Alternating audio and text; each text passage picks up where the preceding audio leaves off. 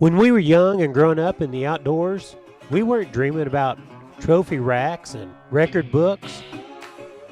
Man, we were just dreaming about adventures.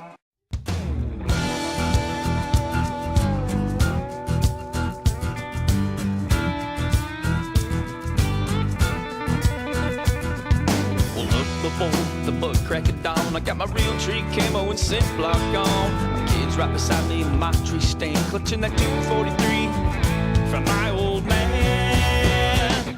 Those red dirt roots take me where I wanna go, to my camo duck liner, that old fishing hole. Nature creeping's the only thing I know, but I can't get there without these red dirt roots.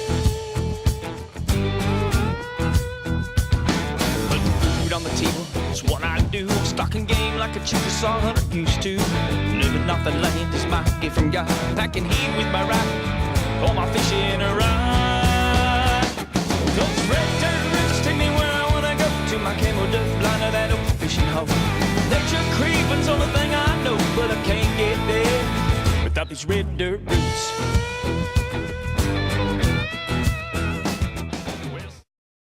Red Dirt Roots is brought to you by H&H Shooting Sports, Auto FX, Lucky Lure Tackle, Cook Feed and Outdoor, Sundog Trails Off-Road Park. Apple CarPlay is one of the best things since Bluetooth. CarPlay is licensed through Apple, and we have it also in Android. It's called, I think, MirrorLink in Android, but it mirrors what's on your phone on your screen of your radio. Think about, our phone has everything. Our entire lives are built into it. So you take it, you plug it into this through the USB cable, and your Google Maps shows up. It actually mirrors what's on your phone on your screen of your radio.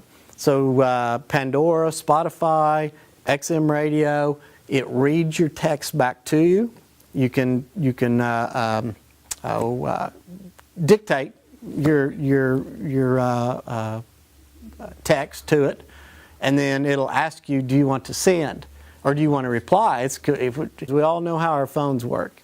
So the button, the little button for the center of your phone is right there. You push that, it goes to the home screen. If you want to choose Pandora, you choose Pandora. Really neat. So it's a lot like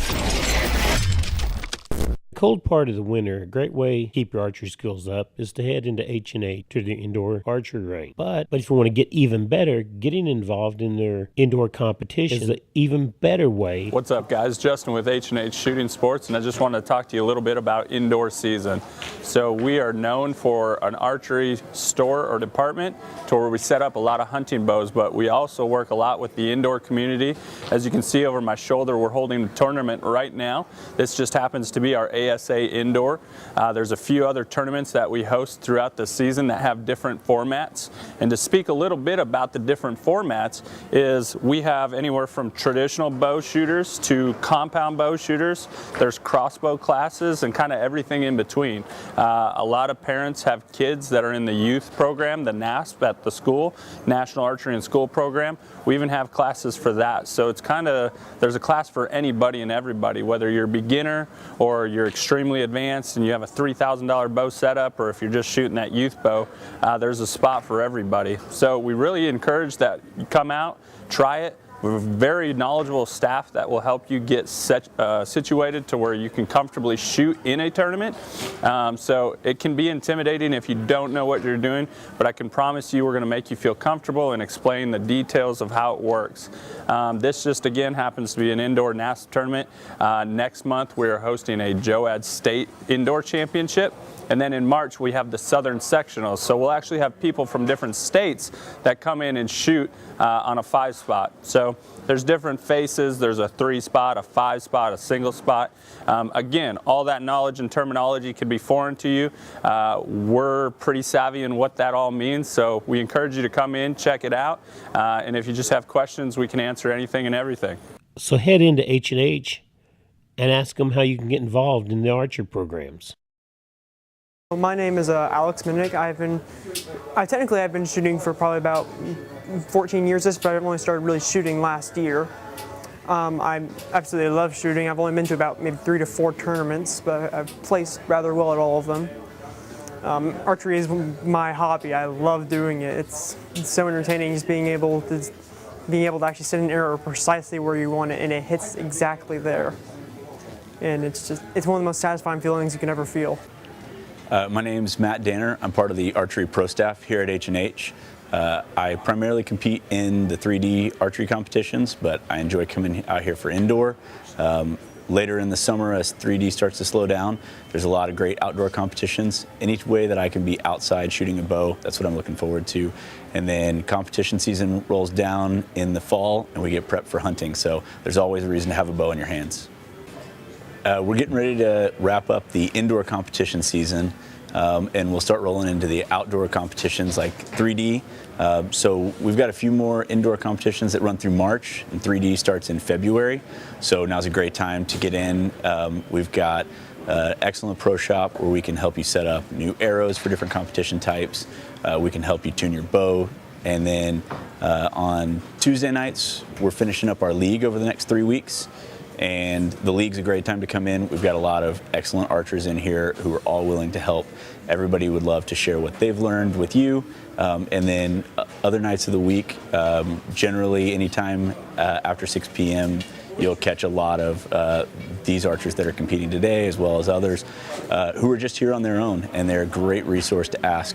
We've, of course, always got a knowledgeable staff behind the counter that can direct you to new equipment or how to change your existing equipment. Yes. Yeah, so the shooting lanes are open 7 nights a week, only until 9, except for on Sundays we close at 6. Weekend evenings, there are always lots of shooters here. Tuesday nights, it gets really crowded in a good way. We've got a lot of shooters that love to help out. But pretty much every night of the week, especially this time of year while it's cold, it's too cold to have our bows outside trying to get all this work done. It's 25 degrees outside right now. It's a great day to be inside working on your equipment, getting everything in order for a new season that's about to start here in February. I don't think of wintertime as being the best time to go fishing, but if you're dead sticking for striper, that is the best time of the year. So John from Little John's Guide Service invited Perry Faulkner and some of the friends of RDR down to experience a little bit of wintertime Texoma dead sticking for stripers. I'm just going to go out and dead stick, try and get some good stripers, and just want to show the winter action on Texoma. A lot of people don't think of fishing in the winter, and that's really what I want to do is show the action that's available in the winter for the fishing. We use flukes, and it's called dead sticking because you basically just hold it there, and being a plastic bait, you don't really work it. I mean, we'll jig it a little bit, and they strike at it. You got to be pretty quick. It's a lot like a crappie bite, and just a little thump, and you got to set the hook on them pretty quick. It's bait, they'll hit it and hold it down. You got a little more time, but as we get out there, you'll see. I mean, you got to be on them pretty quick. Does it work better at a certain temperature? Yeah, when the water's below, what do you think, 52? It really, 55 and below, yeah, for sure. 55 and below. As it gets 48 or 9, it'll get even a little better. 2 acre code. It's still, I think water temperature right now is about 52. So. Thank you.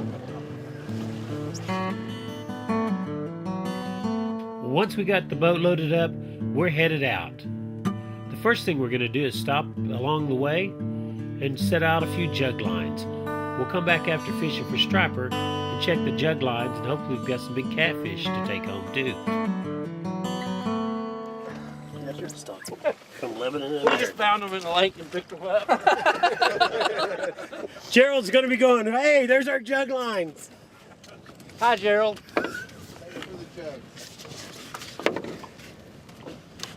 That would be good. We're just baiting them up with rib cages, which on the Oklahoma side of Texoma you can. On the Texas side, you can't use any kind of game fish for bait, not even a part of it. A lot of people around the docks will fish with striper rib cages or liver. On the Texas side, you can't do that. Texas side only human rib cages allowed, right?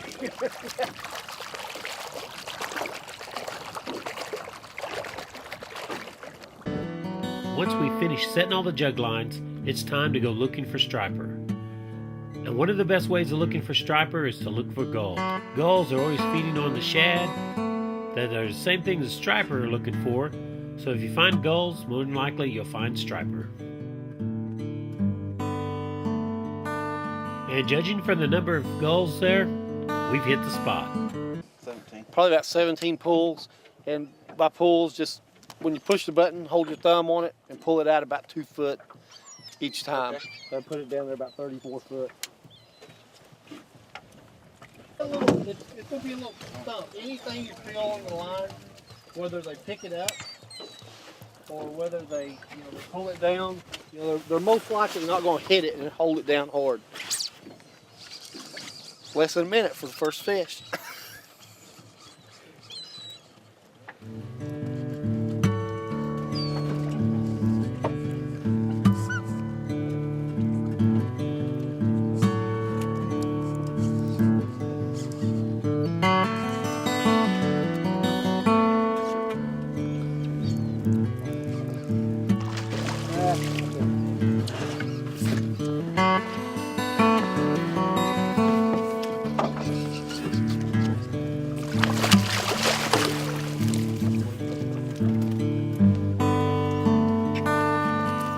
Not bad, probably, what, 5, 6?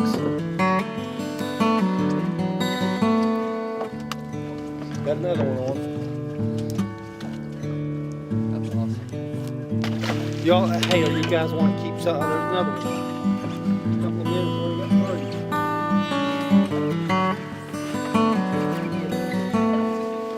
30. Yeah, y'all want to keep something? Yeah. Brian and Dale, I mean, me, my son, Brian and Dale, we work together a lot. They fish a lot of trips for me.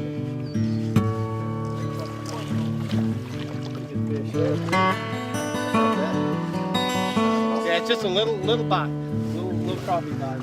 Oh, that's what you do. You take the fish. Get on there.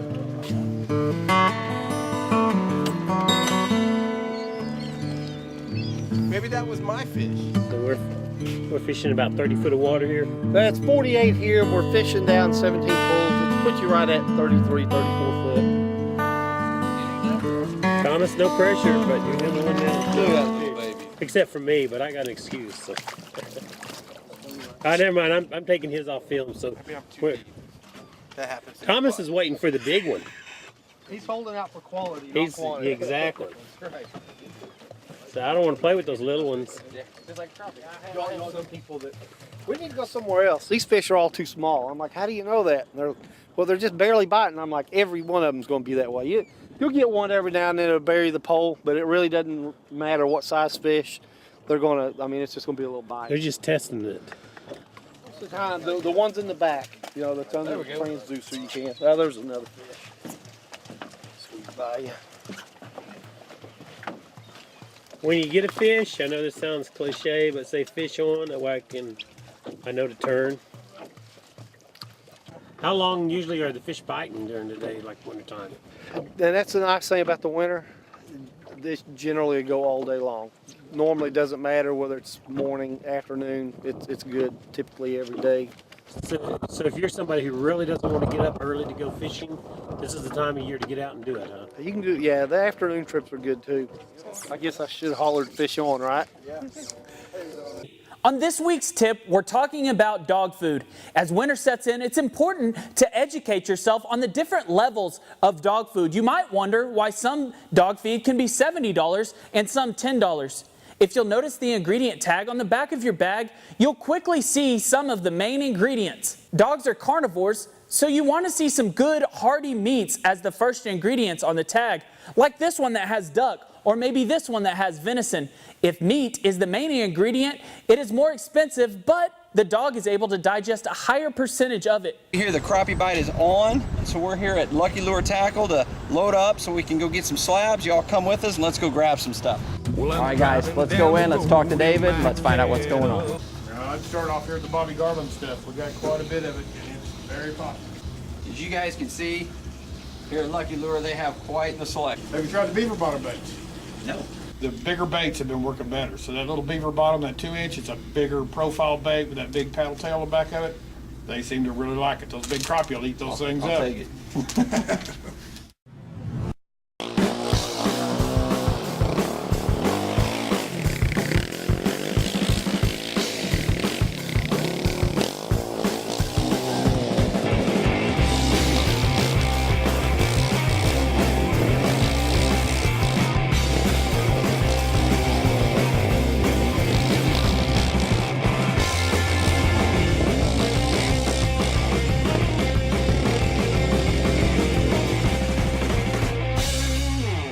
The limit here is 10 per person, which 2 of which can be over 20 inches. The rest of them, 20-inch fish in the winter will be roughly 3 to 4 pounds probably, somewhere right along in there. So anything bigger than that, you can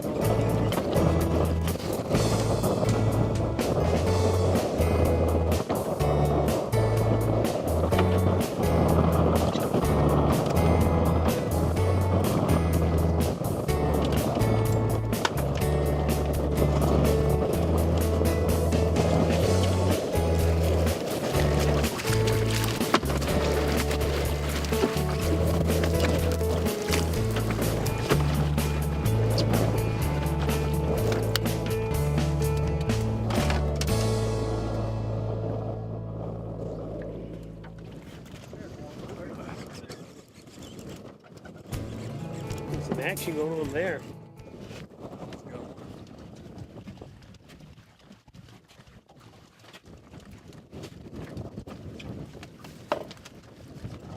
Almost had a triple.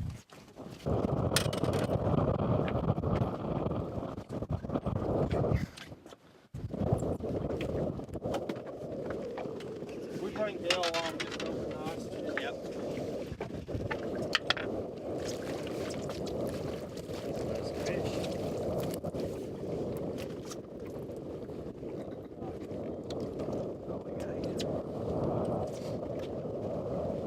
That's what we've been looking for. There's the one.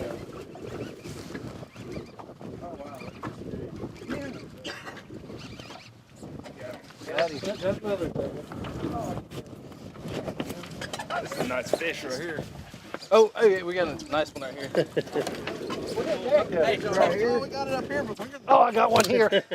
It's catching itself there. Oh my goodness. You good? No, are you trying to hit me in the net? Yeah. He's got a fish. Somebody help him. Got another one. Got one on the back. We got 5 on.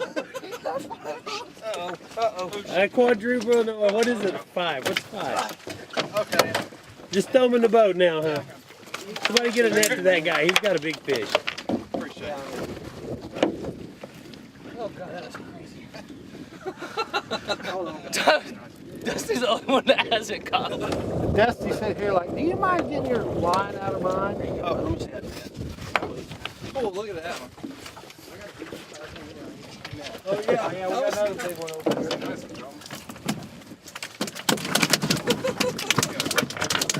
Got fish flopping on my feet here. I could live right here, guys.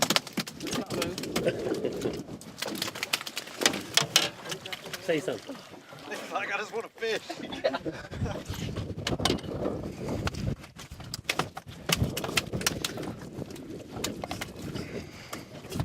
Pretty good one. Not such an unlucky fall now, is it? You just needed a new owner. Oh man, that was me.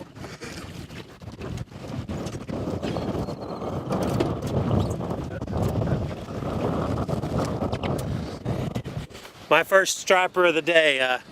Dusty handed me his bad luck pole, but maybe it turned around now. I tried to steal Thomas's pole, but he wouldn't give it to me. So, pretty glad I kept this one now. We actually had a double at the same time. Another real good fish.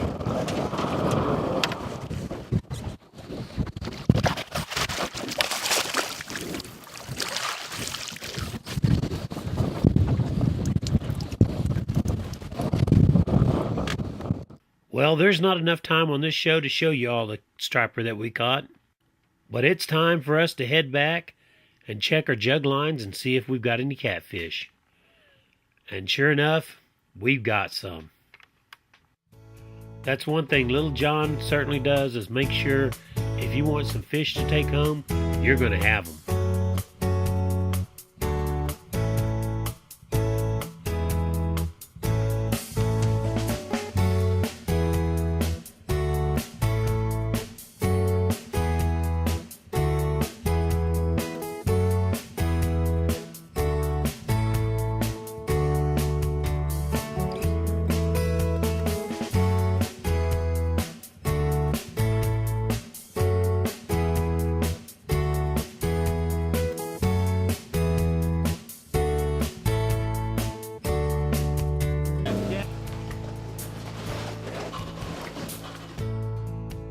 We had a great time fishing with Little John and his crew.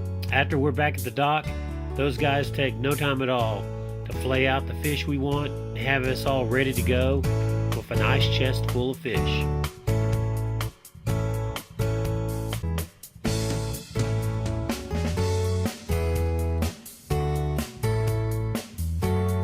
Well, we're just getting ready to leave here from Little John's, and we got quite a bit of fish. We let go more than what we kept, and we got a completely packed ice chest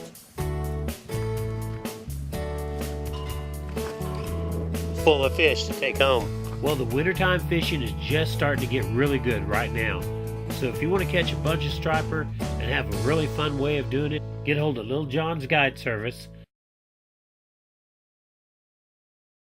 I'm Stacy Goodwin, and I am one of the two coaches of the Oklahoma Red Hawk archery team.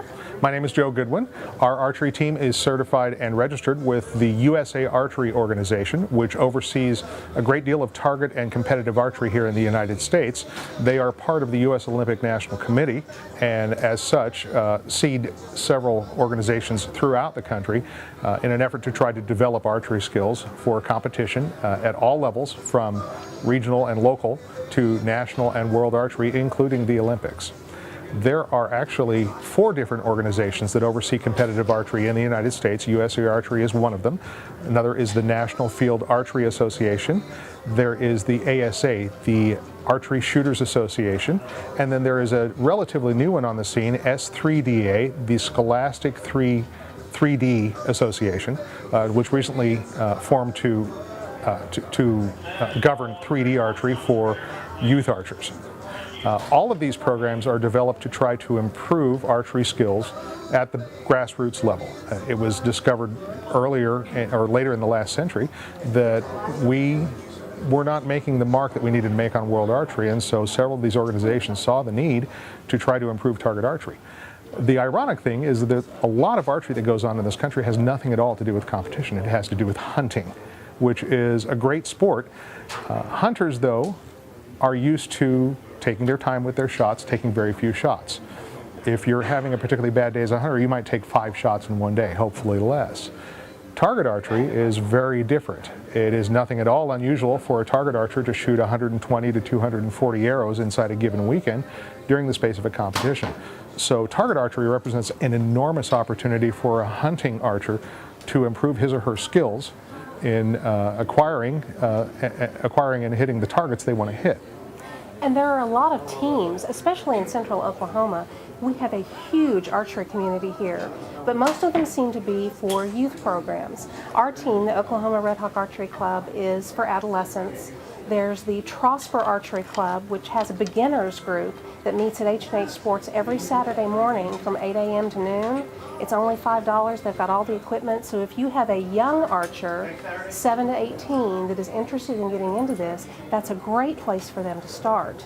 And then we've got the elite teams like the Oklahoma Storm Archery that come out here and practice. And if you're out here on a weekend, if you're out here especially on a Saturday, you will see the range packed with young archers who are really top of the line at what they do. But if you're an adult archer, sometimes it seems a little bit intimidating, partly because you don't want to step up there and be shown up by a bunch of little kids. And also because of the way that we do things. We use whistle commands, we use a certain etiquette on the range that if you've not done that before and you don't know the dance steps, you may not want to join the dance. But you'll find that if you come up here at a time, especially when the teams aren't practicing as a team, the archery community is so friendly, and all you have to do is ask. And there are very few archers, unless they've got earplugs in, which means they're concentrating and leave them alone. But pretty much you come up here and you ask an archer a question, they will be more than happy to talk your ear off about what it is and what we're doing and try to help you improve and get involved. There are a couple of statistics I like to quote when people are asking me about archery. One is about safety, because after all, when we're shooting archery, we're shooting these pointy little sticks down at a range, and a lot of people think, isn't that dangerous? Well, there have been statistics compiled by insurance actuaries that prove that according to accident rates, archery is the third safest sport in the United States. The only two sports that are safer are badminton and ping pong, believe it or not. So it's exceptionally safe. We work very hard to make it safe. Most major archery organizations insist that their coaches be certified and also pass background checks. So it is in our interest to keep this sport as safe and accessible as possible. The other statistic I like to quote has to do with the growth of archery. Archery, time and time again, over the last couple of decades, has been shown to be the fastest growing sport in America. I believe it is only pickleball might be the only one that is possibly growing at the same pace. There has been an enormous interest in archery, especially in the last 10 years with the outgrowth of movies like The Avengers and The Hunger Games and other venues like that. So whether your interest is in starting out as a brand new archer, you've never touched a bow before, or perhaps your last experience was when you were a youth at a scout camp or a summer camp, or you're a hunter and you're wanting to know what all of this target stuff is about, the best thing you can do is ask another archer. And the best place to find archers is at reputable archery shops such as H&H Shooting Sports. The staff here we interact with all the time, they are very aware. Many of them also compete. They can put you in touch with the organizations locally who can help you become acquainted with the techniques, with the equipment, and most of all with the fellowship, because after all, we are all competitors, but we're all friends first. And every time one of us loses, we're losing to a friend, so it's not too bad. And if we're winning, we always remember where we came from. One thing I would like to mention is the growth of archery here in Oklahoma has been largely due to the efforts of one individual. Her name is Jane Johnson. Back in the 70s and 80s, she was the archery coach at Cassidy School. She is a USA Archery certified national and world level judge, and she has coached for onward 40-something years here in the United States, and she has coached here in Oklahoma. Many of us who coach today, including myself and my wife, can trace our lineage directly back to her as receiving training from her hands. She has single-handedly grown archery into the major force that it is here in Oklahoma today. There is a quote, in fact, that H&H has right over here on their range that is hers. And that quote is, "Remember your goals, one arrow at a time." I'd like to thank our sponsors, H&H Shooting Sports, Cook, Feed, and Outdoor, Lucky Lure Tackle, Auto FX, Sundog Trails Off-Road Park. Would also like to thank our equipment sponsors, Hero Outdoor Products, Caney River Calls. I say yes, sir, I say yes, ma'am, and I'm proud to be who I am.